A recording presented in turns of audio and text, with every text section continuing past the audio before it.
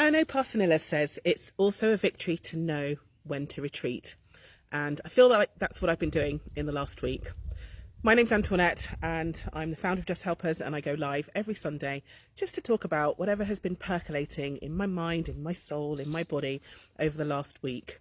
So I've been pondering this whole thing about retreat to advance, and it's a little bit of what I've been doing this week, but it's a rhythm that I've baked into my life over the last, I think 12 years or so, maybe even 13, since 2008, whatever it is, you do the maths. And I've come to that through a number of different ways. So I talk about learning the hard way. Like, I'm an all or nothing kind of woman. I don't know if that resonates with you. So when I'm at work, I'm all in. When I'm with my family, I'm all in. When I'm at church, I'm all in. But that has a penalty. The penalty of that is often burnout or a very frazzled Antoinette. And so I've learnt the hard way about why I need to retreat so that I can advance, so that I can move forwards. And I wonder if you're asking, like, what was her hard way? I'm going to tell you. So the hard way, definitely getting near to breaking point on at least 3 occasions. I've definitely been close to a breakdown. It's partly why I moved to Kenya for a few years, just to rebalance my life, get rid of some of the responsibilities that I had and just do one thing, really just me. Certainly thinking I was depressed, possibly I very was, considering taking medication, and there is no shame in that. The only reason I chose not to is that I've had a mother with schizophrenia, and just the worry of 2 of us being on medication is what kind of kept me off, and trying to make sure that I had a clear-headed mind to be able to manage her. Frequently wishing to throw the towel in, frequently asking, like, when does it get easier? Many duvet days, too many to count, where you wake up in the morning and think, this just all feels long and hard. I'm just going to pull the duvet over my head and hope that it all goes away. Certainly in my business, like I say to my team when they make mistakes and they're apologizing over and over again, I say, listen, the most expensive mistakes and the biggest clangers have been mine. We all make mistakes. That's how we learn. Just, as long as we don't do it again. Unfortunately, I've made mistakes, expensive ones, that I've done again and again. That feeling of feeling like a fraud, labelling myself as the worst businesswoman ever, looking at myself and looking at other business people around me and thinking, or other people in church, or other people in my life, or other people in lovely relationships with children, and thinking, my goodness, I failed at life, I failed at business, I failed at teaching, all those things. They're just thoughts that swirl around.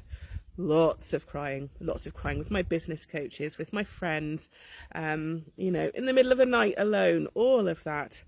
That feeling of working on most holidays, on every girly holiday that I've been on in the last 10 years, and I have a group of fabulous women that I travel with, constantly saying, let me just do this one last email and then I'll be gone. And finally, the hard way, feeling very, very alone.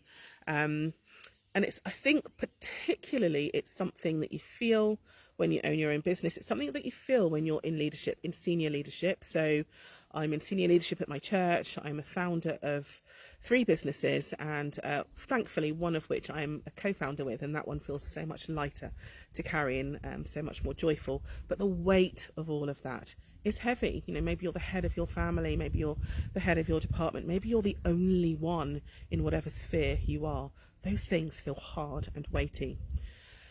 And so I discovered, when I was at All Nations Christian College, we had every term, so 3 of them a year, we'd have something called a quiet day. And that was the first time that I had been given permission to unplug. Not only that, to not talk to anyone else around me in my community, and just to have space to do whatever I want, include sleep or read or walk or nothingness.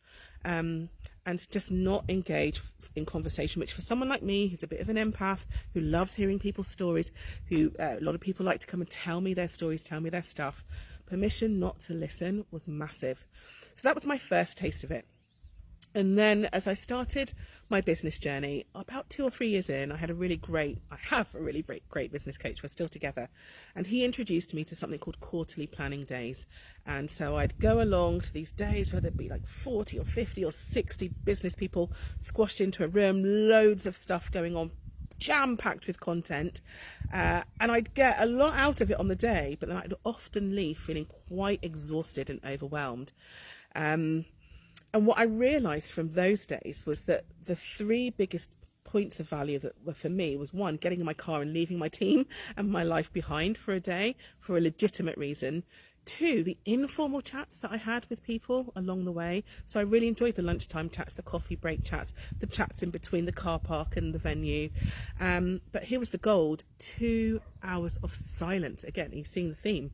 2 hours of silence where I was left alone to make a plan and think about, what I needed to do. Because my reality is, and I think our reality is, as human beings, we often have the answers within. We often know what we want to do, but there's so much noise going on around us that we don't get time and space to really kind of pick out the gold nuggets, or to really have an honest and truthful conversation with ourselves.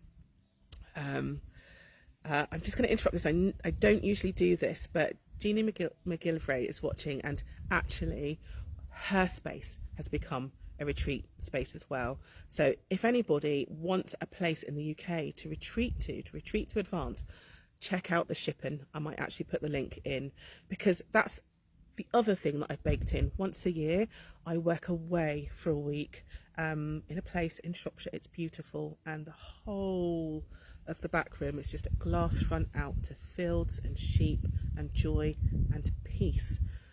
So again, the silence, and the permission not to speak, in fact no one to speak to, but also the off-topic conversations with the wonderful McGillivrays, who are business owners themselves, understand the struggle, understand the juggle. So there's two themes evolving here: one, the silence; two, the informal conversations that happen creatively in a really great retreat to advance.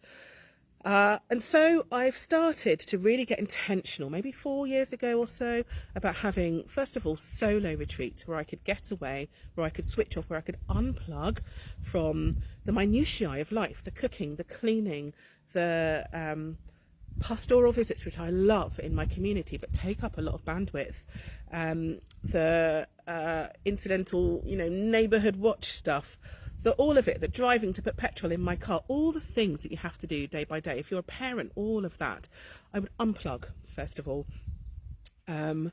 I would slow down. So I'd create spaces where I'd slow down for a day. And I'm fortunate, I live in West Sussex, and there are many beautiful actual retreat centres. So there are two in particular I go to, one called Ashburnham, and one that I can't remember. It'll come to me towards the end of it. But those two spaces where I just reconnect in the day.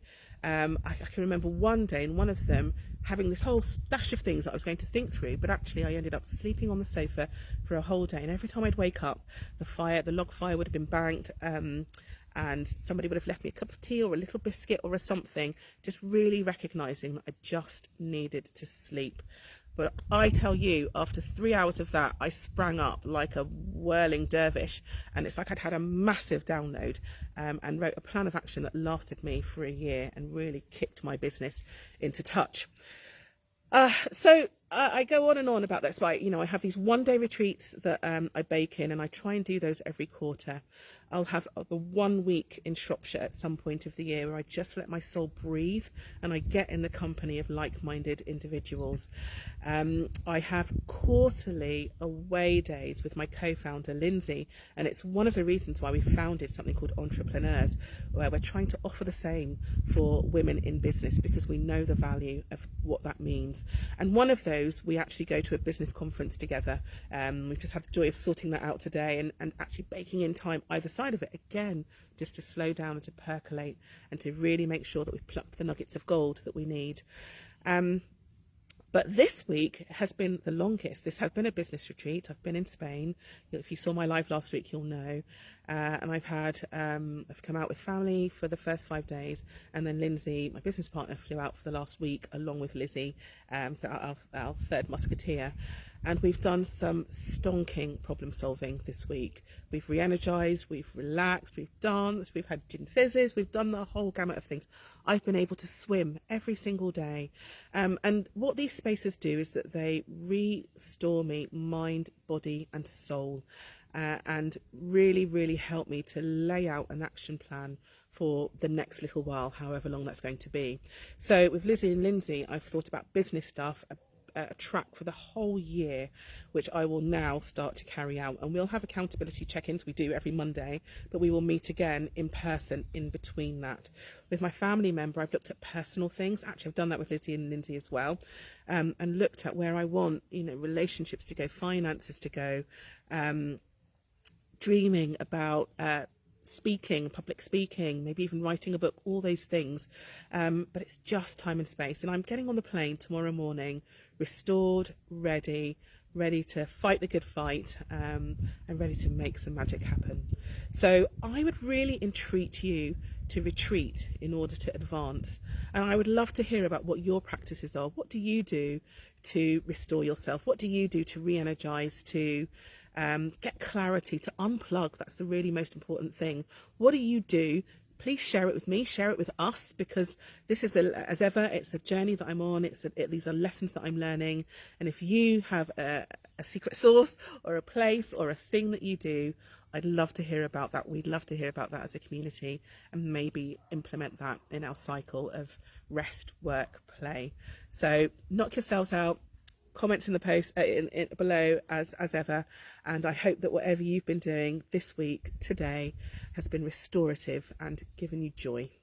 Until next Sunday, take care, y'all.